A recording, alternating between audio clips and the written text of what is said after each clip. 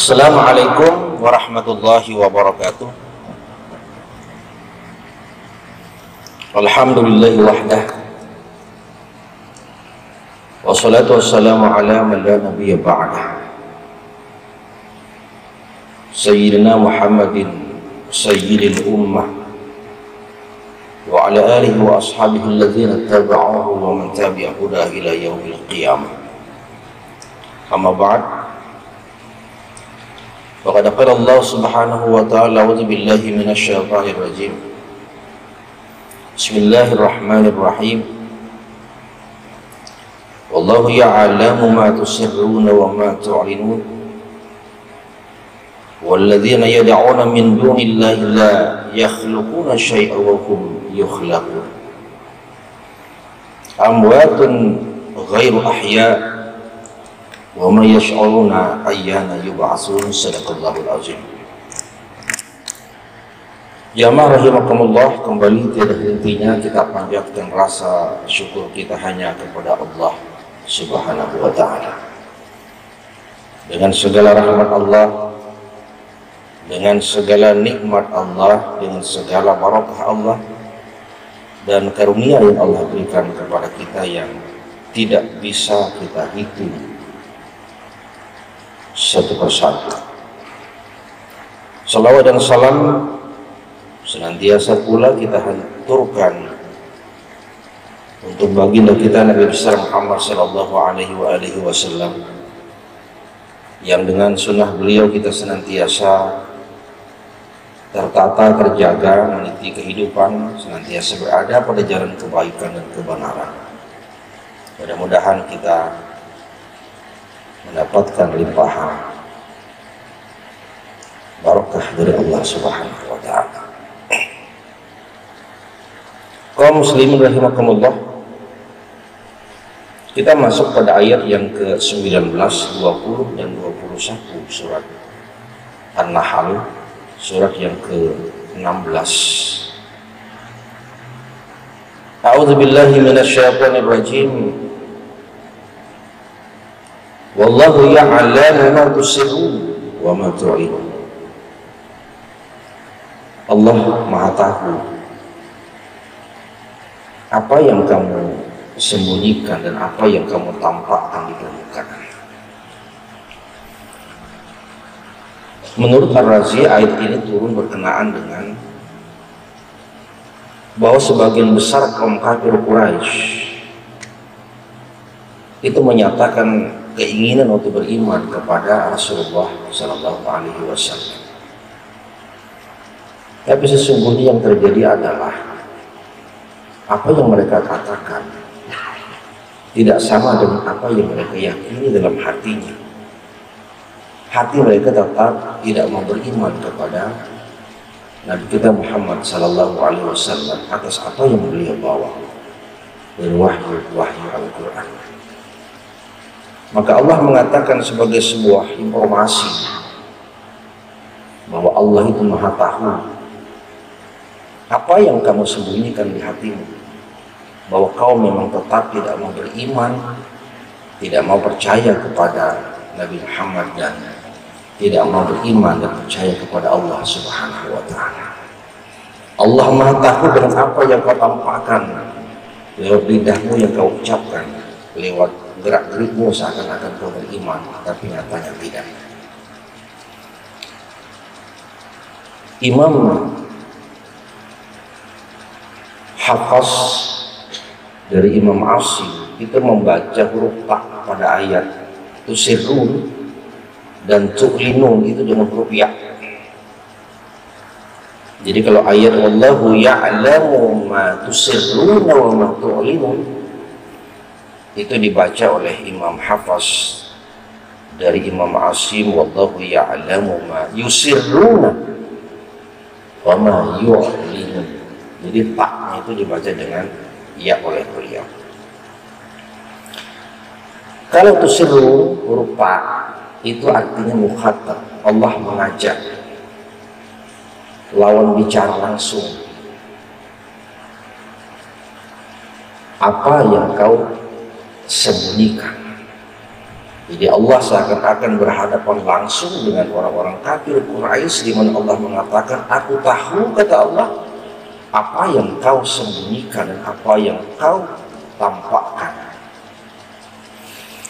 Tapi kalau dibaca dengan huruf ya, yu'linu, yusirruna wa ma yu'linu, itu menjadi orang ketiga, ghaib. Maka seakan-akan Allah menceritakan orang ketiga. Allah bercerita, menyampaikan apa yang pernah terjadi dalam sebuah sejarah tentang orang-orang kafir tempo dahulu, di mana mereka dan dia itu memang pernah seakan-akan menyatakan beriman di mulut saja, tapi hati mereka tetap tidak beriman kepada Allah Subhanahu wa Ta'ala. Jamaah rahimakumullah,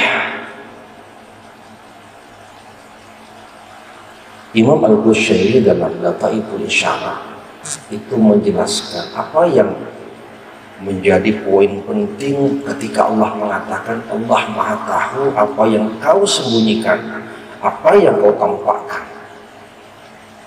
Kata beliau di situ adalah al-ikhlas, keikhlasan. Allah Maha Tahu keikhlasan mana yang kita sembunyikan dan keikhlasan mana yang kita tampakkan. Allah Maha Tahu. Kenyataan bahwa ikhlas itu sulit untuk dikatakan, sulit untuk ditampakkan, karena ikhlas berkaitan dengan hati dan perasaan. Tapi Allah Maha Tahu di balik apa yang menjadi perasaan hati kita. Saking sulitnya ikhlas itu, kadang-kadang kita jatuh dalam kesalahan dan kesia-siaan dari apa yang kita lakukan. Ikhlas itu kan hanya dua, mulut dan hati. Bapak Ibu rahimakumullah, kalau kita melakukan kebaikan, maka biarkan mulut tidak berkata apa yang telah kita lakukan dalam kebaikan kita. Tapi saat mana mulut itu berkata dengan apa yang kita lakukan, meskipun itu merupakan kebaikan, ini hati-hati bisa meruntuhkan amal, karena kita kehilangan keikhlasan di balik amal yang kita lakukan.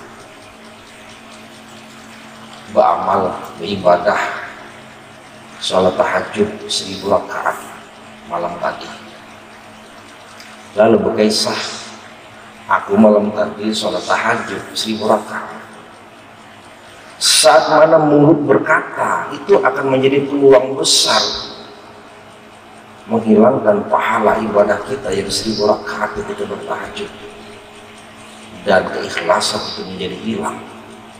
Jadi mulut itu kadang-kadang bisa merusak amalia kita. Artinya, mun beramal biarlah kita dan Allah yang tahu. Tidak perlu kita berkisah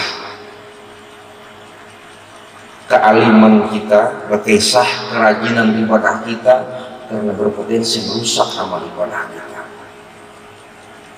Beramal, sedekah, lalu kita sebut saya bersedekah, berpotensi besar untuk kemudian meruntuhkan amal ibadah sedekah kita. Makanya Rasulullah mengatakan, kalau kita memberi dengan tangan kanan, biarkan tangan kiri tidak tahu. Saking bahwa ikhlas itu menjadi hal yang penting dalam amal ibadah kita. Bayangkan tangan kita kanan kiri, betapa dekatnya. Tapi ketika tangan kanan memberi, Rasulullah mengatakan tangan kiri tidak tahu. Jadi yang pertama, mulut. Kalau sudah kita sebut, berpotensi besar merusak amal ibadah kita. Tapi ada juga yang kemudian berpendapat, kalau kita beramal ibadah lalu kita sebut, kalau memang niatnya untuk syiar, mudah-mudahan tidak merusak. terima sedekah dari Fulan bin Fulan Jumat ini, diumumkan di masjid pada saat Jumatan, semua orang tahu si A, si B, Fulan bin Fulan bersedekah uang sekian-sekian. Kalau memang untuk syiar dan demi membangkitkan orang lain untuk gemar beramal ibadah bersedekah, mudah-mudahan tidak akan merusak niat dan amal ibadah kita dalam bersedekah. Cuma tetap saja bisa berpotensi. Kenapa? Yang kedua, selain mulut itu hati. Hati kadang-kadang bisa merusak amal ibadah kita yang kita lakukan. Mulut tidak berkata apa-apa, tapi hati bisa berkata lain. Bersedekah memberi orang dana, tidak pernah mulut berkata aku memberikan uang sekian-sekian, tapi di hati bisa saja muncul,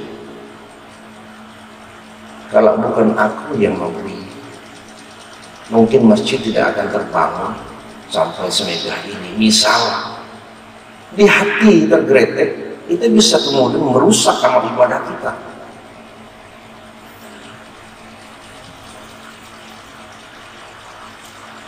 Jadi kalau tidak mulut, maka hati. Jadi ikhlas itu menjadi poin penting, kata Imam Al-Qushairi. Allah Maha tahu di balik hati kita itu betul ikhlaskah tidakkah, Allah Maha tahu. Apalagi yang kita tampakkan. Yang kita tampakkan pun kadang-kadang tidak sesuai dengan apa yang kita rasakan di hati. Allah pun Maha tahu. Jadi susah memang, tidak bisa kita sebut. Memberi orang, saya kasih kita duit, saya ikhlas kok. Ikhlasan tidak bisa kita sebut, Pak. Jangan-jangan dengan berkata ikhlas kita menjadi tidak ikhlas. Ada satu ilustrasi yang menarik. Di Quran itu ada satu surah yang disebut dengan surat Al-Ikhlas. Surah yang keberapa itu? 112. Suratnya namanya surat Al-Ikhlas. Tapi adakah di Quran itu menyebut surah itu sebagai surat Al-Ikhlas? Tidak ada. Tapi muatannya, maknanya Al-Ikhlas. Qul huwallahu ahad, Allahus samad. Mengikhlaskan, memurnikan ketauhidan kita kepada Allah. Tapi dia tidak pernah menyebut bahwa dia adalah surat Al-Ikhlas. Beda dengan Al-Baqarah misalkan. Di Quran memang ada Al-Baqarah. Surat Ali Imran, di Quran memang ada kalimat Ali Imran. Yusuf, di Quran memang ada Yusuf. Ibrahim, yang di Quran ada Ibrahim. Tapi Al-Ikhlas tidak pernah disebut dengan surat Al-Ikhlas. Sebegitunya gambarannya bahwa tidak perlu kita sebutkan untuk menunjukkan kita ikhlas atau tidak di hadapan Allah Subhanahu wa Ta'ala. Allah Maha tahu. Maka kata Imam Al-Qushairi, ayat ini terutama berkenaan dengan keikhlasan kita, termasuk keikhlasan kita untuk beriman kepada Allah, beriman kepada Rasulullah. Ikhlaskah tidakkah? Karena sejarah kemudian membuktikan tidak hanya di kalangan kaum kufar, kaum kafirin yang berbohong untuk menyatakan keimanan kepada Allah dan Rasulullah, tapi bahkan sebagian pengikut Nabi Muhammad pun banyak yang kemudian karena ketidakikhlasan, tekanan dan cobaan yang begitu besar, akhirnya berbalik untuk tidak lagi setia beriman kepada Allah dan Rasulullah. Maka terjadi apa yang disebut dengan kemunafikan. Munafik itu kan di mulut berkata iya, tapi di hati tidak. Itu munafik. Yaquluna bi afwahihim ma laysa fi qulubihim. Mereka berkata lewat mulut mereka, tapi beda dengan apa yang ada di hati mereka. Dan hati-hati orang munafik yang berkata lain di mulut lain di hati, Innal munafiqina fid darkil asfal minan nar. Letaknya di paling bawah di neraka. Aspalnya neraka. Makanya aspal itu di bawah, Pak. Jalanan itu kan di bawah, diinjak-injak. Makanya orang namanya mengaspal jalan. Saking di bawahnya, saking diinjak-injaknya. Maka orang-orang munafik adalah orang-orang yang mendapat kedudukan paling hina, paling bawah. Bahkan pada kerak bumi yang paling bawah, lebih di bawah ketimbang orang-orang kafir itu sendiri.